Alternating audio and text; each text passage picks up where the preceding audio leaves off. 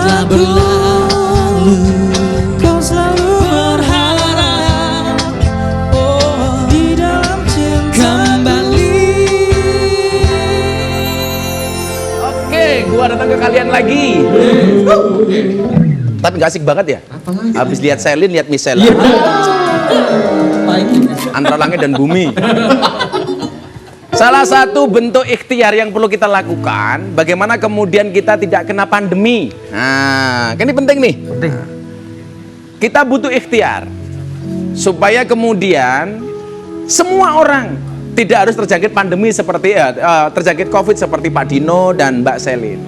Maka yang perlu kita lakukan, satu, Allah mengatakan dalam Al-Quran, Innallaha yuhibbut tawwabina wa yuhibbul mutatahhirin.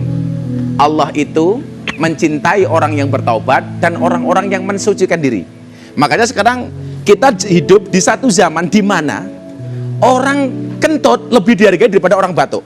Nah, ya kan? Begitu orang kentut, wah, gitu. Lari semua. Gitu. Makanya kita harus banyak mensucikan diri, termasuk kebiasaan mencuci tangan. Kita ikhtiar supaya badan kita sehat dengan makan yang baik dan halal, yang bergizi, yang halal. Kalau anak-anak Kepo Band ini makan enak atau enggak enak itu bukan tergantung yang dimakan. Apa tuh? Tergantung bayar atau gratis. Kemudian yang selanjutnya adalah kita juga perlu berikhtiar, berolahraga. Makanya ingat, Nabi Muhammad itu usianya 63 tahun, dia hanya sakit 2 kali. Itu pun sakitnya hanya puskesmas. Puskesmas. Pusing keselio masuk angin. Jadi, iya, pusing keselio masuk angin. Jadi Kanjeng Nabi itu tidak pernah kemudian punya penyakit yang aneh-aneh, karena Nabi Muhammad rajin berolahraga. Kemudian yang ketiga, beristirahat yang cukup. Tetap harus tidur, ya kan? Bahwa kemudian mata kita punya hak, tubuh kita punya hak, nafas kita, badan kita, semuanya punya hak. Maka jangan suka begadang. Kata Bang Roma, kalau tidak ada artinya.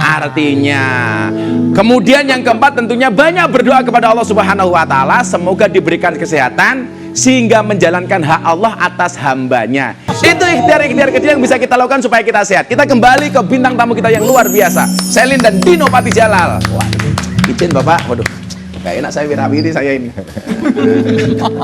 Pak, ini kan beberapa negara sudah melakukan suntik vaksin, termasuk di Indonesia. Kita lihat fotonya. Coba saya mau tanya sama anak-anak band tuh, lebih baik divaksin atau diasin? Vaksin dong.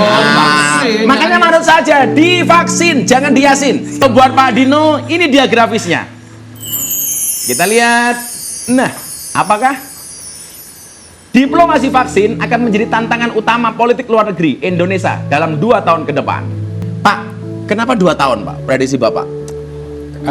Karena dalam 2 tahun itulah vaksin-vaksin akan sudah di approve ya oleh WHO dan akan diproduksi secara massal. Orang bilang dalam 1 tahun ini ya 2021 itu udah ada 7 miliar dosis vaksin yang akan diproduksi Di dunia? Di dunia. Sayangnya apa? Udah diborong oleh negara-negara maju dan sayangnya apa? Negara maju ini rakus memborong 2-3 kali bahkan 5 kali dari kebutuhannya. Dari jumlah penduduknya? Dari jumlah penduduknya. Rakus sekali mereka, Rakus sekali. Makanya ini jadi isu politik, ya kan? Karena negara-negara miskin yang nggak punya duit dan nggak punya akses, nggak bisa berdiplomasi, mereka bilang, kami gimana? Kami kan juga manusia, masa yang kaya yang dapat, ya kan? Negara yang punya duit yang bisa beli yang dapat gitu. Makanya sekarang ini perlu ada suatu pengaturan internasional di mana semua bisa dapat akses yang sama, right? Dan, Pak Dino ini kan pernah menjadi duta besar di Amerika. Bagaimana pandangan dunia sih Pak terhadap posisi Indonesia hari ini? Pandangan bagus, tentu. Jadi kalau Amerika itu jumlah COVID-19-nya luar biasa tinggi, kalau nggak salah udah 15 juta ya. Kalau kita kan masih sekitar 1,5 juta ya. Walaupun ini masih lebih rendah dari yang sebenarnya tentu ya. Tapi juga kita pertumbuhan ekonominya tahun depan, tahun ini itu akan diperkirakan 4,5%. Jadi menjadi salah satu negara yang bangkitnya tuh lebih cepat dari negara-negara lain gitu ya. Dan saya kira dan kita juga posisi bagus karena dari percaturan global vaksin kita menjadi salah satu pemimpin karena Ibu Menlu menjadi wakil presiden dari organisasi namanya COVAX. COVAX ya, yang mencoba mendistribusikan secara adil kepada seluruh penduduk. Oke, Ya. sekarang ke Selin. Nah, Selin 2 kali. Yang kedua itu gejalanya apa, Selin?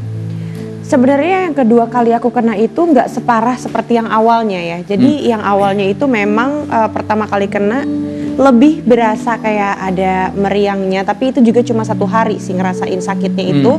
Tapi di saat kedua kali kena itu malah nggak ada gejala apapun sama Malah nggak ada sekali. gejala. Yang kedua itu sampai dinyatakan negatif berapa lama, Selin?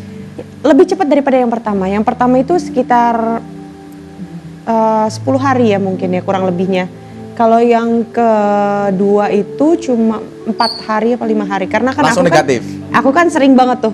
Jadi 3 hari sekali swab. 3 hari sekali swab. Meskipun aturannya kita tuh harusnya swab hari ke-10 atau ke-14. Hari ketiga kamu udah swab? Udah swab Karena aja nggak sendiri. sabar aja ya itu? Iya nggak sabar aja. Ini kan dua-duanya pernah pengalaman COVID, Pak ya. Menurut saya Pelajaran apa yang bisa kita petik kita sebagai penonton hari ini? Ya, kalau bagi saya gini, saya kan COVID-nya agak beda dari Mbak Selin karena saya merasa lebih dekat pada kematian karena kondisi saya gitu ya. Karena ada parah gejalanya, Pak ya? Iya, pertama kalinya saya merasa mungkin ajal akan dekat. Nah, jadi apa melihat jadi yang saya pikirkan gini, saya kok belum siap untuk ngurus anak-anak saya kalau saya lewat gitu. Wasiat lah, inilah dan itulah dan ini Jadi seumur hidup Pak Dino baru ini merasa seperti itu? baru pertama kalinya gitu ya. Jadi itu yang saya kira banyak orang yang mungkin kena kondisi berat akan berpikir seperti itu gitu. Oke. Jadi Kalau Selin? ya, silakan. Apa pelajaran yang bisa kita ambil dari sakitmu, Dok, ketika COVID kemarin itu? Mungkin sih jangan pernah lengah kali ya. Jangan pernah lengah karena kita juga nggak akan pernah tahu. Karena aku ngerasa kayaknya semua pasti bakalan kena sih. Maksudnya nggak terkecuali siapapun itu gitu. Jadi aku yang udah menjaga kebersihan, kesehatan aja aku masih bisa Masih kena. kecolongan, ya kan? Apalagi yang enggak? Apalagi yang enggak gitu. Apalagi yang masih merasa aman, merasa kayak nggak bakalan kena. Apalagi yang hari ini bilang COVID itu nggak ada. Ada loh yang ngomong kayak gitu. Masih ada ya? Masih ada aja yang memperdebatkan soal masalah vaksin. Banyak banget deh pokoknya yang omongan kayak gitu yang aku ngerasa kayak mungkin lo nggak pernah ngerasain aja gimana jadi kita yang udah pernah kena COVID gitu. Satu nasihat dari Gus Miftah untuk Selin. Selin, kamu boleh lelah tapi tidak boleh menyerah. Saya punya hadiah mystery box untuk Pak Dino dan untuk Selin. Yang pertama untuk siapa kah? Aduh. Untuk Pak Dino. Coba Pak Dino dilihat dulu. Buka, oke. Selin dulu Pak, Selin dulu. Selin dulu. Aku berat banget ini Selin. apa? Apa itu isinya? Ini apa ya? Wow, Apa Selin? apa ini? Hah, Kamus Besar Bahasa Indonesia. Ada kenangan apa kamu dengan Kamus Besar Bahasa Indonesia? Katanya ke Indonesia pertama kali nggak bisa ngomong Indonesia. Terus belajar bahasa Indonesia melalui Kamus Bahasa Indonesia. No, enggak, itu kata siapa gosip? Katanya bahasa dulu kamu bahasa Italia. Enggak gitu Gus. Jadi malah justru bahasa Italia aku yang nggak begitu lancar karena Dari Italia ke Indonesia umur berapa sih? dari aku kecil juga udah di Indonesia. Jadi kan aku udah terbiasa mother tongue aku sih Indonesia ya. Tapi kamu bisa ngomong Italia? Sedikit. Aku cinta kamu bahasa Italianya apa? Aku itu dirasain aja deh kayaknya. Ini beneran. Aku cinta kamu. Aku nggak terlalu jago bahasa Itali juga. Ya masa aku cinta kamu nggak bisa? Nggak bisa. Nggak bisa ya? Nggak. Aduh, memang Nanti itu di sih. WhatsApp aja deh. Iya. Karena memang cinta itu seperti air kencing di dalam kolam renang. Apa tuh? Wujudnya tidak nampak tapi hangatnya bisa dirasakan. Sekarang Pak Dino. Dibuka Pak Dino. Mohon izin. Oh, Kok dendeng kok balado? tahu ya? Ada apa? Ada cerita apa dengan dendeng balado, Pak Dino? Ini makanan favorit saya dan ini gaji saya karena sekarang membantu Pak Sandiaga Uno. Serius gajinya cuma dendeng? Gajinya dan benar dikirim beliau setiap bulan ke rumah saya. Dua bungkus. Gajinya dendeng atau dolarnya sebungkus dendeng? Oh. Saya sengaja bilang nggak mau digaji uang karena bener-bener saya nggak butuh uang, saya hanya butuh dendeng balado. Wah, luar biasa, nggak butuh uang. Makanya saya juga sama, Pak. Saya punya prinsip waktu adalah uang. Ya. Makanya kalau istri saya minta uang, saya kasih waktu. Nggak gitu juga Gus. Ternyata Pak Dino dikasih gaji dendeng oleh Mas Sandiaga Uno. Luar biasa. Luar biasa. Saya nggak Jangan sharing nggak kemana- apa-apa kan ya? Kenapa? Ini untuk saya harus. sharing-sharing. Oh jangan.